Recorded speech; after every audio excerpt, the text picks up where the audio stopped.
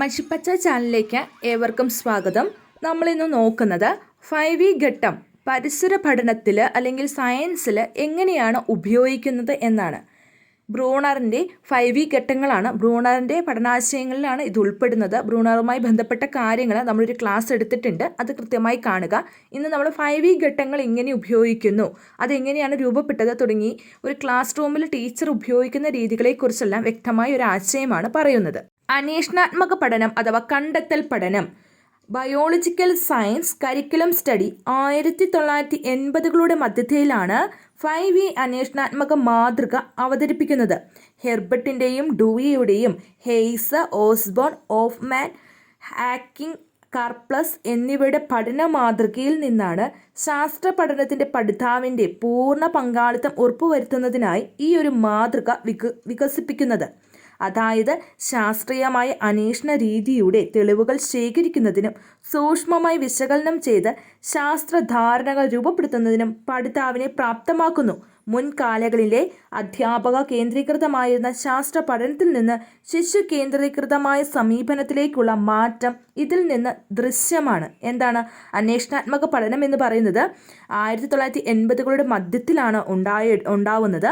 ആ 5V ഘട്ടങ്ങളിലേക്ക് കടക്കുന്നത് ഹെർബർട്ടിൻ്റെയും ഡൂയിയുടെയും ഹെയ്സ്, ഓസ്ബോൺ, ഓഫ്മാൻ, ഹാക്കിംഗ്, കാർപ്ലസ് എന്നിവരുടെയൊക്കെ പഠന മാതൃകയിൽ നിന്നാണ് 5V ഘട്ടങ്ങൾ ഉണ്ടാകുന്നത്.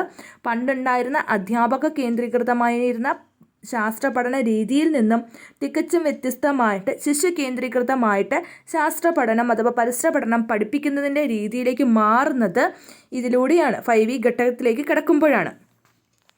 5V ഘട്ടം എന്ന് പറയുന്നത് 5 ഘട്ടങ്ങളാണുള്ളത്. 5V ഘട്ടത്തിൽ 5 ഘട്ടങ്ങളാണുള്ളത്. എന്താണ്? ഒന്ന് പ്രശ്നം ഏറ്റെടുക്കൽ, അതിനെ എൻഗേജ് എന്ന് പറയുന്നു.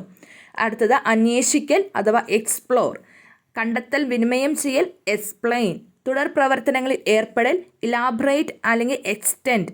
പിന്നെ ഏതാണ്? വിലയിരുത്തൽ, ഇവാലുവേറ്റ്. 5Vയിൽ എന്തെല്ലാമാണ് വരുന്നത്? Engage, explore, explain, expand, evaluate. എന്താണ്? Engage, explore, explain, extend, evaluate. 5V ഘട്ടത്തിലെ ആദ്യത്തേതാണ് പ്രശ്നം ഏറ്റെടുക്കൽ അഥവാ എൻഗേജ്. എന്താണ് ആദ്യത്തേത്? എൻഗേജ്. കുട്ടിയുടെ നിത്യജീവിതത്തിലെ അനുഭവങ്ങളുമായി ബന്ധപ്പെടുത്തി പുതുതായി രൂപപ്പെടേണ്ട ആശയം രസകരമായിട്ട് അവതരിപ്പിക്കുന്നു. എന്താണ്? കുട്ടിയുടെ നിത്യജീവിതത്തിലെ അനുഭവവുമായി ബന്ധപ്പെടുത്തി പുതിയതായി രൂപപ്പെടേണ്ട ആശയം രസകരമായിട്ട് അവതരിപ്പിക്കുന്നു. സംഭവമോ ഒരു സന്ദർഭമോ വസ്തുവോ പ്രശ്നമോ ആയി ബന്ധപ്പെട്ട അനുഭവങ്ങളിൽ മാനസികമായി ശ്രദ്ധ കേന്ദ്രീകരിക്കുന്നു. എന്താണ്? ഒരു സംഭവമോ സന്ദർഭമോ വസ്തുവോ പ്രശ്നമോ ആയി ബന്ധപ്പെട്ട അനുഭവങ്ങളിൽ മാനസികമായിട്ട് ശ്രദ്ധ കേന്ദ്രീകരിക്കുന്നു. കുട്ടിയുടെ നിലവിലുള്ള അറിവിൽ മാനസിക അസന്തുലിതാവസ്ഥ സൃഷ്ടിക്കുന്നു. പ്രസ്തുത ആശയത്തിൽ കുട്ടിയുടെ നിലവിലുള്ള ധാരണയും തെറ്റായ ധാരണ ഉണ്ടെങ്കിൽ അതും എന്താണെന്ന് തിരിച്ചറിയുക എന്നതാണ് ഈ ഘട്ടത്തിലെ പ്രധാന വശം. എന്താണ്? കുട്ടിയുടെ നിലവിലുള്ള ധാരണയിൽ എന്തെങ്കിലും തെറ്റായ ധാരണയുണ്ടോ എന്ന് തിരിച്ചറിയുക, കുട്ടിക്ക് എന്തൊക്കെ അറിയാമെന്നും തിരിച്ചറിയുക. അതാണ് ഈ ഘട്ടത്തിൽ, എൻഗേജ് എന്ന് പറയുന്ന ഘട്ടത്തിൽ നടക്കുന്നത്. ഇത് എന്തുകൊണ്ട് സംഭവിച്ചു? ഇതിനെക്കുറിച്ച് എനിക്ക് എന്തൊക്കെ അറിയാം? ഇതിനെക്കുറിച്ച് എനിക്ക് എന്ത് കണ്ടുപിടിക്കാനായിട്ട് സാധിക്കും? ഈ പ്രശ്നം എങ്ങനെ പരിഹരിക്കാം? തുടങ്ങി കുട്ടി അഭിമുഖീകരിക്കേണ്ടി വരുന്ന പ്രശ്നങ്ങളെ ആയിരിക്കും നിലവിലുള്ള അറിവിന്മേൽ മാനസിക അസന്തുലിത സൃഷ്ടിക്കുന്നത്. എന്താണ്? കുട്ടിക്ക് എന്തൊക്കെ അറിയാം എന്ന്, കുട്ടി എന്തൊക്കെ ചെയ്യാം, കുട്ടി എന്തെല്ലാം കാര്യങ്ങൾ കണ്ടുപിടിക്കാം, എങ്ങനെ ഇതിനുള്ള ഒരു പരിഹാരം, ഒരു പ്രശ്നത്തിനുള്ള പരിഹാരം എന്താണ്, ഇങ്ങനെ തുടങ്ങി കുട്ടി അഭിമുഖീകരിക്കേണ്ടി വരുന്ന പ്രശ്നങ്ങളെയാണ് ഈ എൻഗേജ് എന്ന് പറയുന്ന സ്ഥലത്ത് അസന്തുലിത അവസ്ഥ സൃഷ്ടിക്കാനായിട്ട് എടുക്കുന്നത്. 5V ഘട്ടത്തിൽ രണ്ടാമത് ഉൾപ്പെടുന്നതാണ് എക്സ്പ്ലോർ അഥവാ അന്വേഷിക്കൽ. എന്താണ്? അന്വേഷിക്കൽ അഥവാ എക്സ്പ്ലോർ. വിഷയത്തെക്കുറിച്ച് അന്വേഷണപരമായ കണ്ടെത്തലുകൾ നടത്തുന്നതിനുള്ള അവസരം ലഭിക്കുന്നത് ഈ ഘട്ടത്തിലാണ്. അന്വേഷണ പ്രവർത്തനങ്ങൾ രൂപകൽപ്പന ചെയ്യുകയും ശാസ്ത്രീയ പ്രക്രിയകൾ ഉൾക്കൊള്ളുന്ന മൂർത്തമായ അനുഭവങ്ങളിലൂടെ ആശയ രൂപീകരണത്തിനുള്ള പ്രവർത്തനങ്ങൾ തുടങ്ങുകയും ചെയ്യുന്നു. എന്താണ്? അന്വേഷണ പ്രവർത്തനങ്ങൾ രൂപകൽപ്പന ചെയ്യുകയും ശാസ്ത്രീയ പ്രക്രിയകൾ ഉൾക്കൊള്ളുന്ന മൂർത്തമായ അനുഭവങ്ങളിലൂടെ ആശയ രൂപീകരണത്തിനുള്ള പ്രവർത്തനങ്ങൾ തുടരുകയും ചെയ്യുന്നു. കുട്ടിക്ക് നേരനുഭവങ്ങൾ ലഭിക്കുന്ന ഘട്ടമാണിത്. കുട്ടിക്ക് നേരനുഭവങ്ങൾ ലഭിക്കുന്നത് എവിടെയാണ്? എക്സ്പ്ലോർ എന്ന് പറയുന്ന ഈ ഘട്ടത്തിലാണ്. കുട്ടിയുടെ ശാരീരികവും മാനസികവുമായ പങ്കാളിത്തത്തിലൂടെ നിരീക്ഷിക്കൽ, ഉപകരണങ്ങൾ കൈകാര്യം ചെയ്യൽ, ഡാറ്റകൾ ശേഖരിക്കൽ, വിശകലനം ചെയ്യൽ തുടങ്ങിയ പ്രക്രിയാശേഷികളുടെ ആശയരൂപീകരണവും സാധ്യമാകുന്നു. എന്താണ്? കുട്ടിക്ക് നേരനുഭവങ്ങൾ ലഭിക്കുന്ന ഘട്ടമാണിത്. കുട്ടിയുടെ ശാരീരികവും മാനസികവുമായ പങ്കാളിത്തത്തിലൂടെ നിരീക്ഷിക്കൽ, ഉപകരണങ്ങൾ കൈകാര്യം ചെയ്യൽ, ദത്തങ്ങൾ ശേഖരിക്കൽ, വിശകലനം ചെയ്യൽ തുടങ്ങിയ പ്രക്രിയാശേഷികളിലൂടെ ആശയരൂപീകരണവും സാധ്യമാകുന്നു. അന്വേഷണ വിഷയത്തിൻ്റെ പരിധിയിൽ നിന്നുകൊണ്ട് സ്വതന്ത്രമായി ചിന്തിക്കുക, പരികൽപ്പനകളുടെ പരിശോധിക്കുക. എന്താണ്? പ്രവചനങ്ങൾ, പരികൽപ്പനകളുടെ ശരി തെറ്റുകൾ പരിശോധിക്കുക, പുതിയ പരികൽപ്പനകൾ രൂപപ്പെടുത്തുക, നിരീക്ഷണങ്ങൾ, കണ്ടെത്തലുകൾ എന്നിവ രേഖപ്പെടുത്തുക തുടങ്ങിയ പ്രവർത്തനങ്ങളാകും ആശയരൂപീകരണത്തിലേക്ക് കുട്ടിയെ നയിക്കുന്നത്. എന്താണ് അന്വേഷിക്കൽ എന്ന് പറയുന്നത്? സ്വതന്ത്രമായി ചിന്തിക്കുക, പ്രവചനങ്ങൾ, പരികൽപ്പനകളുടെ ശരിതെറ്റുകൾ പരിശോധിക്കുക, പുതിയ പരികൽപ്പനകൾ രൂപപ്പെടുത്തുക, നിരീക്ഷണങ്ങൾ, കണ്ടെത്തലുകൾ എന്നിവ രേഖപ്പെടുത്തുക തുടങ്ങിയ പ്രവർത്തനങ്ങളാകും ആശയരൂപീകരണത്തിലേക്ക് കുട്ടിയെ നയിക്കുന്നത്. ഇതാണ് അന്വേഷിക്കൽ എന്ന് പറയുന്നത്. 5E ഘട്ടത്തിലെ മൂന്നാമത്തതാണ് എക്സ്പ്ലെയിൻ അഥവാ കണ്ടെത്തലുകൾ വിനിമയം ചെയ്യൽ. എന്താണ് എക്സ്പ്ലെയിൻ അല്ലെങ്കിൽ കണ്ടെത്തലുകൾ വിനിമയം ചെയ്യൽ? വ്യത്യസ്തമായ അനുഭവങ്ങളിലൂടെ, അന്വേഷണത്തിലൂടെ കണ്ടെത്തിയ ആശയങ്ങൾ അനുയോജ്യമായ സങ്കേതങ്ങൾ ഉപയോഗിച്ച് വിനിമയം ചെയ്യുന്നതിനുള്ള അവസരം ഈ ഘട്ടത്തിൽ കുട്ടിക്ക് ലഭിക്കുന്നു. വ്യത്യസ്തങ്ങളായ അനുഭവങ്ങളിലൂടെ, അന്വേഷണത്തിലൂടെ കണ്ടെത്തിയ ആശയങ്ങൾ അനുയോജ്യമായ സങ്കേതങ്ങൾ ഉപയോഗിച്ച് വിനിമയം ചെയ്യുന്നതിനുള്ള അവസരം ഈ ഘട്ടത്തിൽ കുട്ടിക്ക് ലഭിക്കുന്നു. അന്വേഷണഘട്ടത്തിൽ നേടിയ അനുഭവങ്ങൾ, കണ്ടെത്തലുകൾ കാര്യകാരണ സഹിതം അനുയോജ്യമായ സങ്കേതങ്ങളിലൂടെ അവതരിപ്പിക്കുകയും സഹപഠിതാക്കളെ ബോധ്യപ്പെടുത്തുകയും ചെയ്യുന്നു. നിരീക്ഷണങ്ങൾ, കണ്ടെത്തലുകൾ അനുയോജ്യമായ സങ്കേതങ്ങൾ ഉപയോഗിച്ച് അവതരിപ്പിക്കുക. നിരീക്ഷണങ്ങളും കണ്ടെത്തലുകളും അനുയോജ്യമായ സങ്കേതങ്ങൾ ഉപയോഗിച്ച് അവതരിപ്പിക്കുക. മറ്റുള്ളവരുടെ ചോദ്യങ്ങൾക്ക് ശരിയായ ഉത്തരങ്ങൾ നൽകുക. മറ്റുള്ളവരുടെ വിശദീകരണങ്ങൾ ശ്രദ്ധയോടെ വിശകലനം ചെയ്ത് മറുപടി പറയുക. കണ്ടെത്തലുകൾ ചർച്ചയ്ക്ക് ശേഷം ക്രോഡീകരിക്കുക തുടങ്ങിയ സവിശേഷതകൾ നേടുന്നതിനും ഈ ഘട്ടത്തിൽ അവസരങ്ങളുണ്ട്. കണ്ടെത്തൽ വിനിമയം ചെയ്യൽ അഥവാ എക്സ്പ്ലെയിൻ എന്ന് പറഞ്ഞാൽ എന്താണ്? നേടിയ അറിവുകളെല്ലാം ക്രോഡീകരിച്ച് അനുയോജ്യമായ സങ്കേതത്തിലൂടെ അവതരിപ്പിക്കുന്നതിനെയാണ് എക്സ്പ്ലെയിൻ എന്ന് പറയുന്നത്.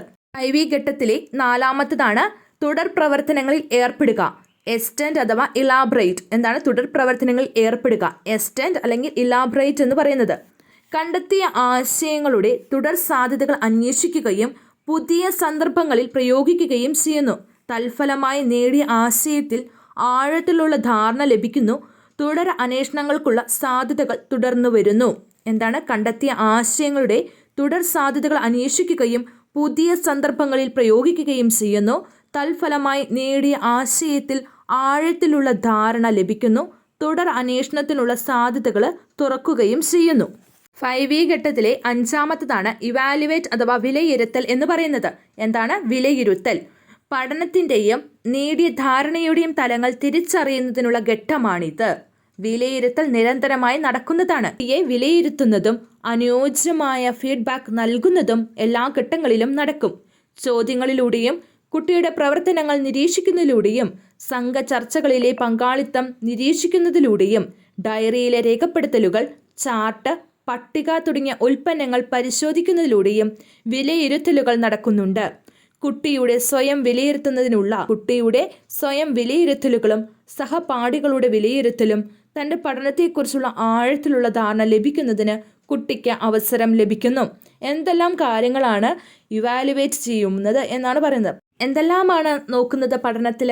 കുട്ടിയെ വിലയിരുത്തുന്നതിനായിട്ട് കുട്ടിക്ക് ഫീഡ്ബാക്കുകൾ നൽകുന്നുണ്ട്. അതുപോലെ തന്നെ ചോദ്യങ്ങളിലൂടെയും മറ്റ് നിരീക്ഷണങ്ങളിലൂടെയും സംഘചർച്ചകളിലൊക്കെ പങ്കെടുക്കുന്നത് എങ്ങനെയാണെന്ന് നോക്കുന്നു. ഡയറിയിൽ രേഖപ്പെടുത്തിയത് നോക്കുന്നു. ചാർട്ട്, പട്ടിക തുടങ്ങിയ ഉൽപ്പന്നങ്ങൾ പരിശോധിക്കുന്നു.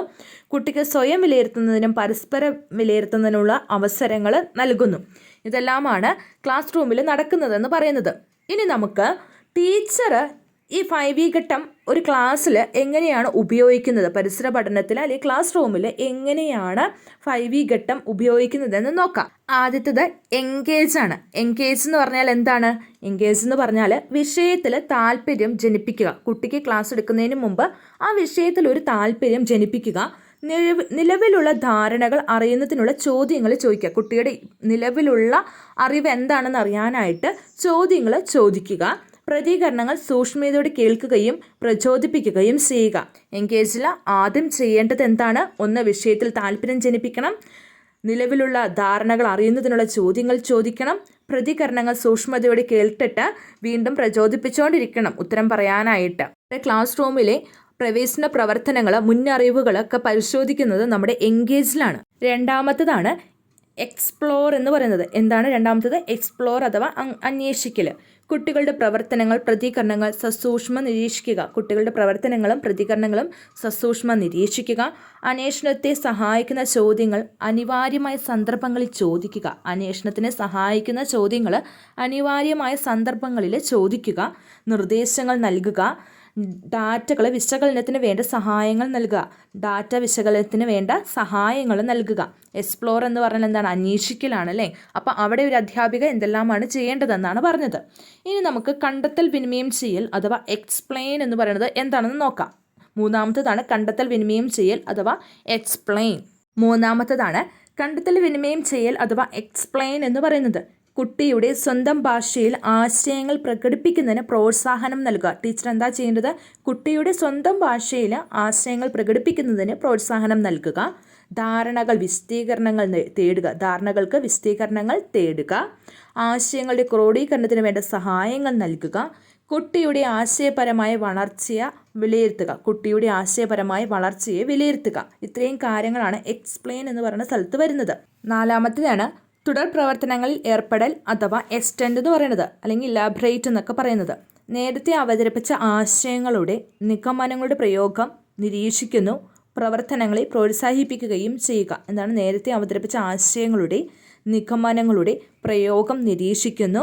പ്രവർത്തനങ്ങളെ പ്രോത്സാഹിപ്പിക്കുക. അതായത് നമ്മൾ എന്താണോ പഠിച്ചത് അതിന് തുടർച്ചയായിട്ടുള്ള പ്രവർത്തനങ്ങളെ പ്രോത്സാഹിപ്പിക്കുക എന്നതാണ് തുടർ പ്രവർത്തനത്തിൽ ഏർപ്പെടൽ അഥവാ എക്സ്റ്റെൻഡ് എന്നതുകൊണ്ട് ഉദ്ദേശിക്കുന്നത്. ഇനി നമുക്ക് ഇവാലുവേറ്റ് അഥവാ വിലയിരുത്തൽ എന്ന് പറയുന്നത് നമുക്ക് നോക്കാം. രൂപപ്പെട്ട ആശയങ്ങളുടെ പ്രയോഗങ്ങൾ നിരീക്ഷിക്കുക. ധാരണകളും ശേഷികളും വിലയിരുത്തുക. ചിന്തയിൽ വന്ന മാറ്റം കണ്ടെത്തുന്നതിനുള്ള തെളിവുകൾ കണ്ടുപിടിക്കുക. കുട്ടിയുടെ പ്രവർത്തനങ്ങളെ സ്വയം വിലയിരുത്തുന്നതിനുള്ള മാർഗങ്ങൾ നൽകുക. എന്തൊക്കെയാണ്? രൂപപ്പെട്ട ആശയങ്ങളുടെ പ്രയോഗങ്ങൾ നിരീക്ഷിക്കുക. ധാരണകളും ശേഷികളും വിലയിരുത്തുക. ചിന്തയിൽ വന്ന മാറ്റം കണ്ടെത്തുന്നതിനുള്ള തെളിവുകൾ കണ്ടുപിടിക്കുക. കുട്ടിയുടെ പ്രവർത്തനങ്ങളെ സ്വയം വിലയിരുത്താനുള്ള മാർഗങ്ങൾ